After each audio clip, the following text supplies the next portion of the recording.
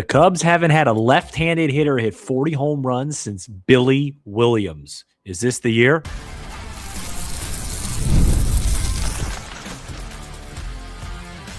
You are Locked On Cubs, your daily Chicago Cubs podcast. Part of the Locked On Podcast Network, your team every day. You are Locked On Cubs for the Locked On Podcast Network, now the #1 sports podcast network. We are your team every day. I'm Sam Olbert. I'm a lifelong fan taking my passion into a discussion with you on all things Cubs. Packed show for you today. We're going to talk a little bit of Dansby Swanson, some interesting quotes or quote coming out of spring training with him. We're going to continue our 9-9 series. Last week we did offensive players. In the second segment, we're going to do starting pitchers, maybe a little bit of bullpen.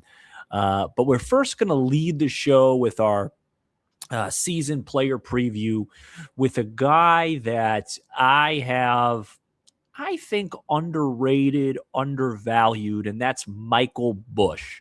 And the reason why I say I've underrated or undervalued him is that when the Cubs picked him up in a trade with the Dodgers, I did pretty extensive homework on that. I talked to a good amount of people around the industry in the league, and they all said the same thing. Don't know where he's going to play. Know he's going to hit.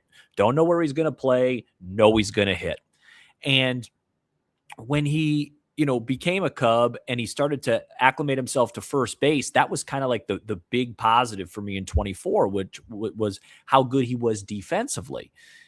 Offensively, I was expecting him going into the year to be at worst a mid to high sevens OPS guy and a guy to hit for a decent average, especially because he was only hitting against righties. And if you're an everydayer, you know how much I value being an everyday guy, being an everyday player. If you're only going to hit against your preferred side, your numbers should actually be, a little bit better than expected. And he finished 24, the 248 average, and he hit, in the mid 20s with home runs. He didn't drive in a ton of runs and had a 775 OPS. And I guess for a rookie, that was a pretty good year.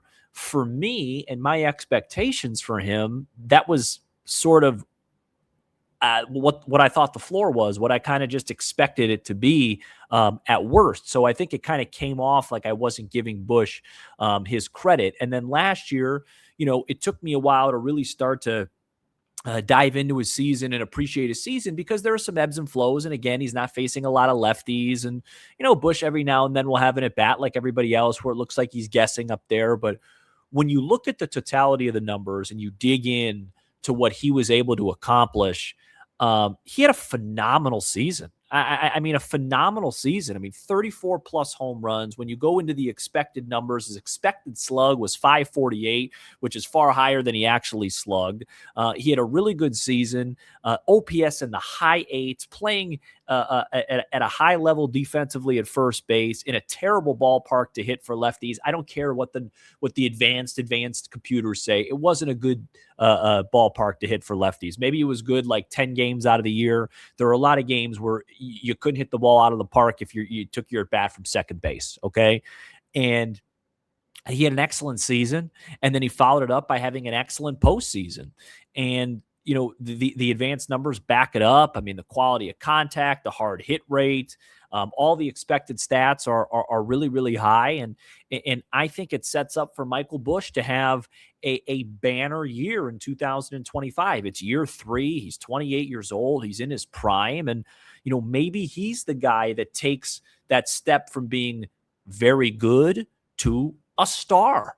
It absolutely is in play. The question with Busch, the big debate, the big mystery is going to be how does he respond to everyday at bats facing both righties and lefties? Because that 264, 265 average that he hit last year, that's going to come down. In his career, he has an OPS of 910 versus righties, which is extraordinary. I mean, he's going to have a job, for a long time, if those are the results. Versus lefties, it's 642. can he balance that out, become an everyday player without messing up his swing and routine versus righties? Because, Counsell has insinuated or even more so directly said that he's going to, get a runway versus left-handed pitching. And what that's going to result in is more at-bats, more opportunities. More at-bats, more opportunities means more chances at counting stats. And that's why I believe that Michael Busch has an outside chance to hit 40 home runs. I mean, if he played every day last year, he probably would have gotten there. And the expectation is that Wrigley's a better place to hit in 26 than 25. And, you guys know me. I'm a, I will fall for some small sample sizes in big moments. That's just, if that's going to be my baseball weakness as an analyst, that's fine. What he did in the postseason was spectacular. Spectacular. Him and Seiya combined were the two best hitters on the team in the playoffs. The moment wasn't too big for him. And I just think it's a great time for Michael Busch. I think it's a great time for him to, really, and again, I think last year is probably considered a breakout season, 38 home runs total if you include the playoffs. But maybe take that next step. And that's what Matt and I have really been talking about, especially me, about, who on this team is going to take that next step. Nico Horner was really, really good last year. Pete Crow-Armstrong, he took 10 steps the first half of the season, but his overall season, he was really, really good.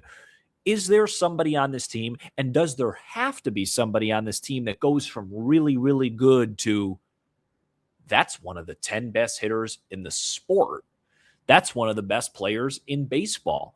And if there is somebody, is there a better candidate than Michael Busch? I mean, I'm really excited to watch him.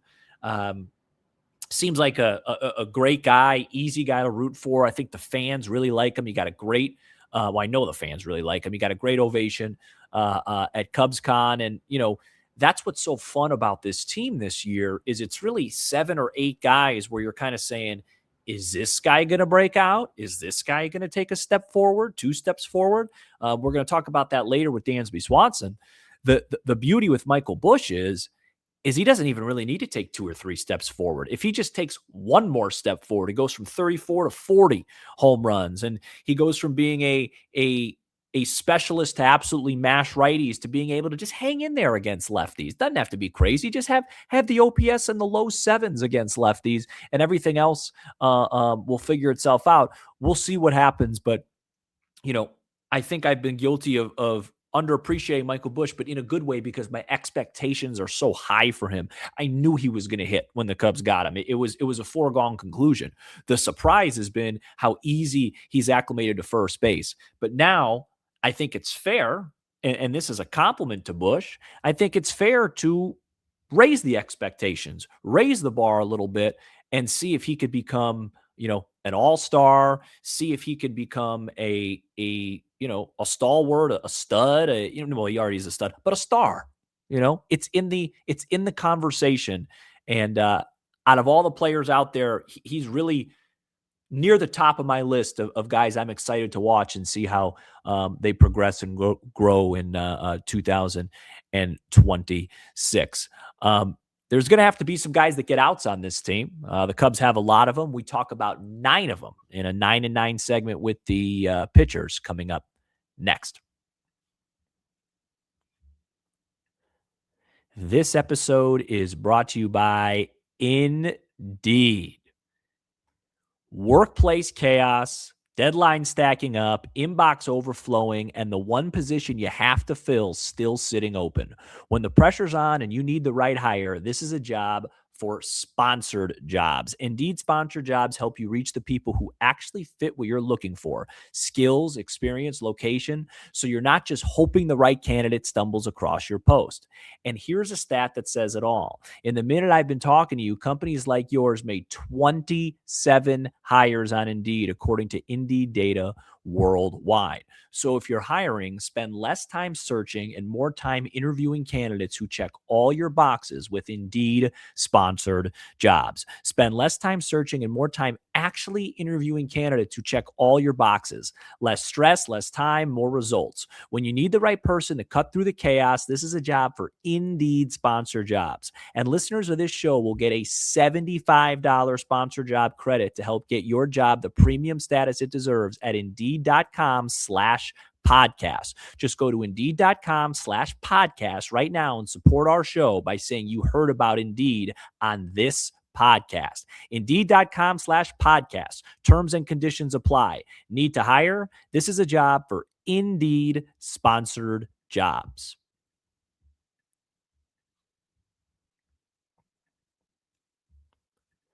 Thank you for making Locked On Cubs your first listen today, and thank you for making Locked On the #1 sports podcast network. You already live your team every day. Now take it up a level and go ad-free. Join the Everydayer Club today and get Locked On Cubs with no interruptions, all for just $5 a month or $50 a year. Go to lockedoncubs.supercast.com or check the link in this episode description. All right.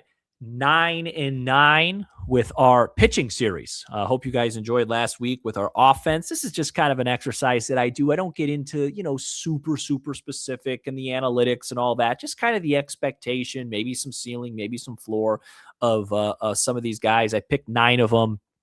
I think kind of like the 9 main starters / maybe swingmen this year.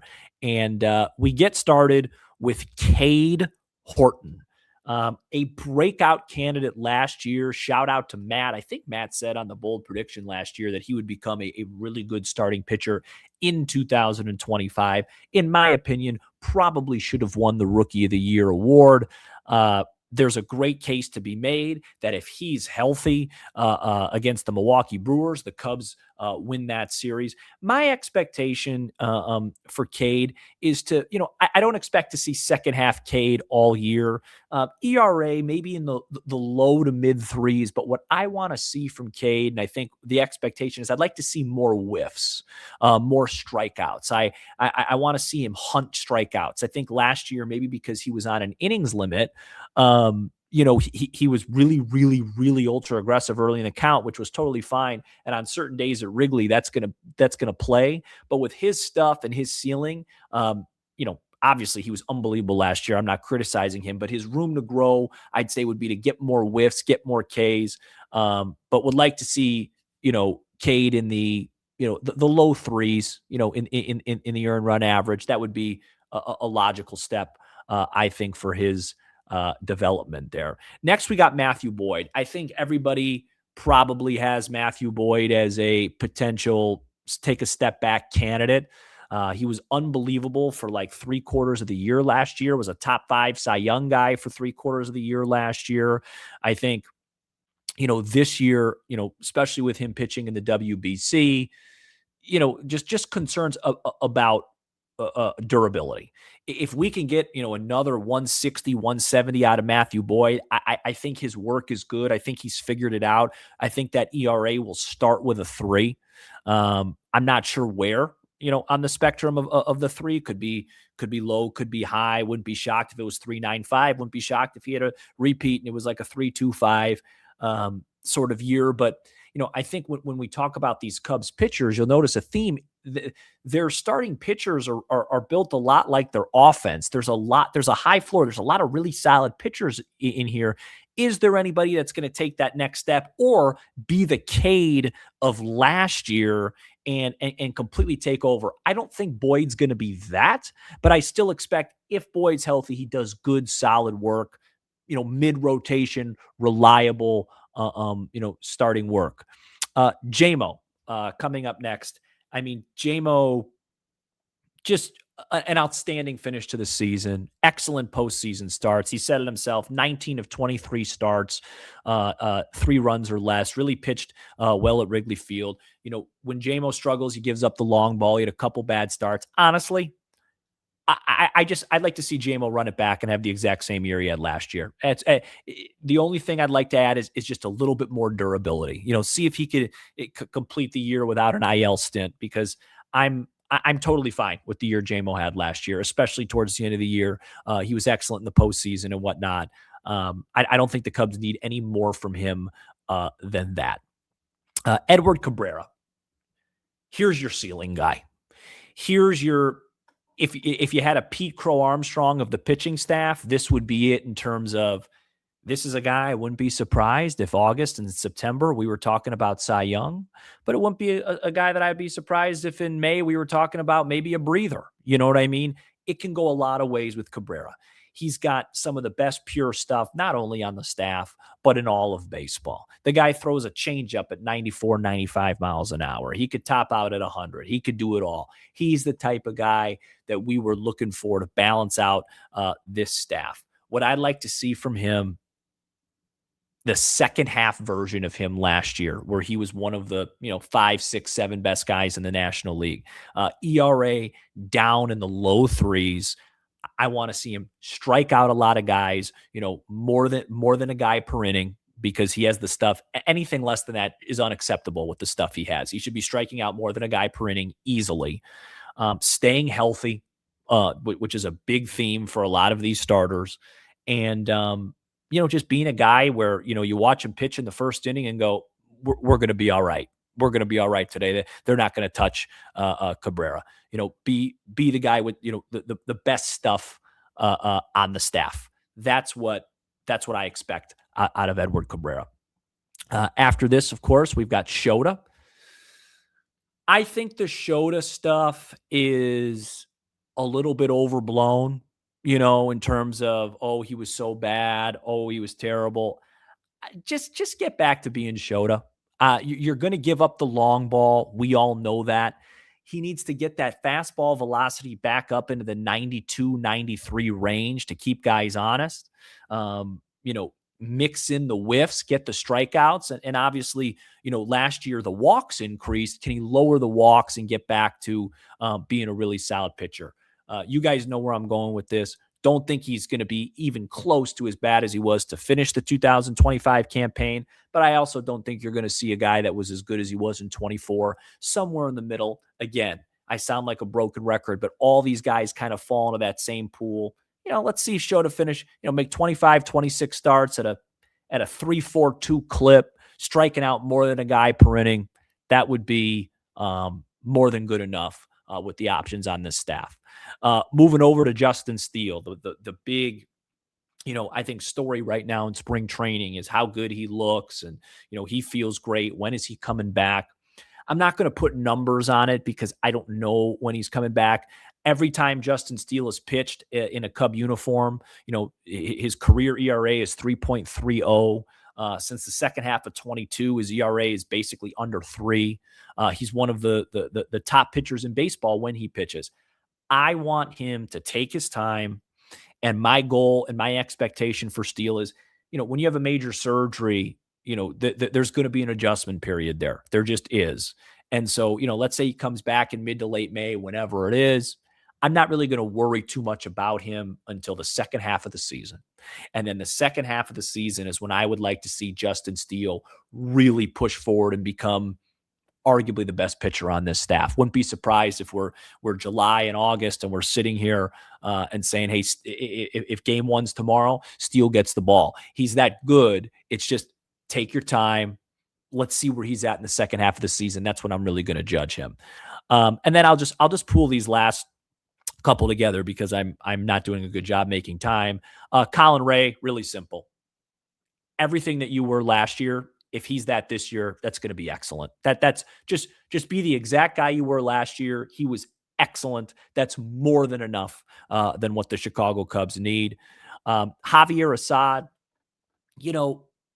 tough one to really project because with all due respect to Javi, you don't really want to see too much of him because that means pitchers are hurt. And this is a pretty deep staff. And, a lot of these guys have the same kind of thing. I think their floor is to be a really solid mid-rotation starter, but they have the ceiling to be, a 2023 Justin Steele or a 2025 Matthew Boyd or a 2025 second half Cade Horton. And so they shouldn't really need too much of Assad, but when he comes in, make a depth start and whatnot. And then the other one that's just fun to talk about is Ben Brown. He seems like a guy where a lot of people have a lot of opinions on him. It didn't go well for him last year. I saw his interview and him talking about how he wants to be better and not be so hard on himself. He obviously has really good stuff. Can Ben Brown just be a contributor this year? An asset to the team, a guy that you throw in sometimes in the bullpen, a guy that, you piggyback. Maybe Steele comes back. He's only going to throw 4 innings for, 3 or 4 starts. Maybe Ben Brown can come piggyback off him and really flash, instead of flashing the potential that he has, actually, day in, day out consistency. That's what you're looking for. Overall, I'm really excited about this staff. It's very much like the offense, where I feel very good about the floor of it. The question is who's going to be that ceiling raiser? Is it going to be Cade again? Could it be Edward Cabrera? That's why it's so fun you get him. Or could it be a guy like Justin Steele that emerges in the second half as the best pitcher? There's plenty of options, and they're all pretty exciting. Speaking of exciting, the Cubs have one of the best defensive shortstops in baseball, and he recently talked about wanting to turn around his offense, and we're going to talk about that coming up next. This episode is brought to you by FanDuel. You ever want to experience the NBA Finals live and in person? FanDuel is giving you the chance to turn that dream into a reality with their NBA sweepstakes. Here's how it works. Use your profit boost on any NBA future, and you'll automatically be entered for a shot to win an NBA Finals trip for 2. That's right. Flights, tickets, the whole experience. If you want an NBA future bet right now, I can hand one out. Just go to the Chicago Bulls page, find whatever is being offered to you, and select under. Under wins, bet against them in their next game, the game after that. I mean, I don't even know who they're running out there anymore. They decided to tank about 2 years too late. Of course, the Bulls are going to be really bad and are going to be tanking probably when the NBA changes the tanking rules, which they should do. Really good future bets out there. Bulls under wins. I'm curious what their over under win total is right now. But whatever it is, I would select the under. I don't see them even getting into the mid 30s. They usually finish 38-42 or 38-44, 40-42, whatever it is. This year it will be far worse by design. But it might be too late on the tank for them. Visit FanDuel.com to get started. Use your profit boost on an NBA future and get entered for your chance to win a trip to the NBA Finals. Play your game with FanDuel, the official sports betting partner of the NBA. All right, we're back here on Locked On Cubs. Fun show for you so far. Hope you guys are enjoying it. Hope you guys are enjoying all the coverage that we're bringing on. It's changing now, right? You can kind of feel it, right? I always call it the post Super Bowl, change, where even the episodes, the podcasts, they have a little bit of a temperature change to them, where it goes from kind of having fun and projecting and talking about the hot stove and some potential trades to business, right? Which is the best part of covering the Cubs is business. And we've been grateful enough that every year we've covered the team outside of the second half of 2022, the Cubs have at least been in the hunt. And this year I think, are clear favorites to win the National League Central, and it's business time. I mean, we're just over a month away from opening day. And one of the stories I thought that popped out to me, the first week of camp, you get all these quotes. This guy's doing this differently. This guy's goal is this. And you have to kind of pick and choose what you feel is important. And I thought this quote Dansby Swanson gave to Jesse Rogers was pretty interesting. Quote, "I feel like I haven't been what I've wanted to be over the last few years. The best thing I could do was intentionally change things, whether that was how I was training or some of the things in the cage, pushing myself to get better." And the reason why that, I guess, I don't want to say caught me off guard. That would be too strong of a comment. But, I was a little surprised by it, is that I actually thought Swanson was good offensively last year. And I know, as somebody that sometimes makes fun of all the analytics and then comes in and uses them all the time, he was pretty unlucky last year. And, he's one of the prime examples of why, despite what the metrics say, I don't think Wrigley was a great place to hit. I mean, Dansby last year, his real numbers, he batted .244, which is basically what he's been, the last couple of years. And he slugged .417. His expected numbers were to hit .267 and slug .477. if he hits 267, let's just assume 267, let's say his on base is 315, something like that, and he slugs 477, you're talking about a guy that's going to be worth, with his defense, at shortstop, you're talking about a guy that's going to be easily worth 5+ WAR. So his expected numbers were really good last year. I thought when he got moved off the middle of the order, he was really solid. And so I'm kind of excited that he's, coming out and saying this and, wants to make all these improvements, because I actually thought he was good last year. I said that multiple times, I think, on the show, that Swanson's had a pretty good year, because nobody was harder on Swanson than me after the end of 2023. I just thought, his numbers in 23, they really crumbled when the team needed him most. And then he wasn't very good in 2024. But I actually thought in 25, he was good. I thought offensively he was good once he got moved, to the, bottom of the order. And that's where he should be.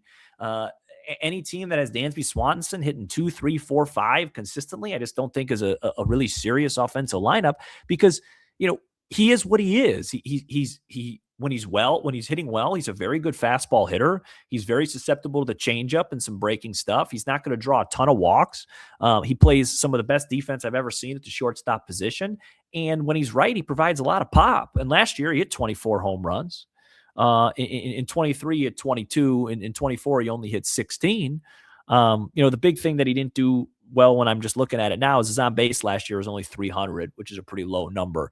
That was a big difference between his 2023 season and his 2025 season, was the on base. But I don't really care as much about his on base. If he's going to give us 25 home runs, get that batting average. It's not a huge jump. Like I said, 260, hit exactly what his, projected numbers or expected numbers were supposed to be last year. And the Cubs are going to really take off. I mean, if you're getting Dansby Swanson hitting, 267 with a slug of 477, even if his on base is 310, that's a 787 OPS from a Gold Glove shortstop. I mean, the greats of the game, like Lindor and Witt, they're OPSing probably in the mid to high 8s. If Dansby's in the high 7s, that's going to be marvelous. So just an interesting quote. We'll probably do a full preview on Dansby, a full episode on him before the season starts. But I like that. I like that one of the leaders of the team just coming out publicly saying he wasn't happy with where he was at offensively. I'll say it again. I thought when Craig moved him out of the 5-hole, 6-hole, and he was hitting 7, 8, 9, I thought he was fine. I thought defensively, he won the series for the Cubs against the Padres. And I'm looking forward to seeing him. I mean, that's what's so fun about the season, is like the Cubs have so many guys that you could really do deep dives and analyze and say, is this guy going to take a step forward? Is this guy going to take a step back? And Matt and I were talking a couple days ago on the show about the FanGraphs projections, and it's like, which guy on this team would you be absolutely shocked if he finished in the top 20 in MVP voting, right? One of the two catchers would be really surprising. Ballesteros would be really surprising. That's probably it, right? You know what I mean? If Dansby were to take a couple steps forward, I mean, I have his baseball reference page pulled up right now. Well, let's see. Has he ever finished the top? Yeah, he finished 12th in 2022, and he finished 19th in 23 and 18th in 20. So, he's done that before. Ian would be on the surprising side, but I wouldn't be shocked. And the rest of the guys, Nico, Seiya, Busch, like there's a lot of guys on this team that have potential to have very, very good seasons. And the goal is if, 6 or 7 of them can, the team should cruise. So very interesting comments there from Dansby. Will be really fun to see the adjustments that he's made and what he's looking to do, because I don't think he had to do a whole lot differently. I thought he was pretty decent last year, of course, outside of, hitting with runners in scoring position, but that's a different conversation.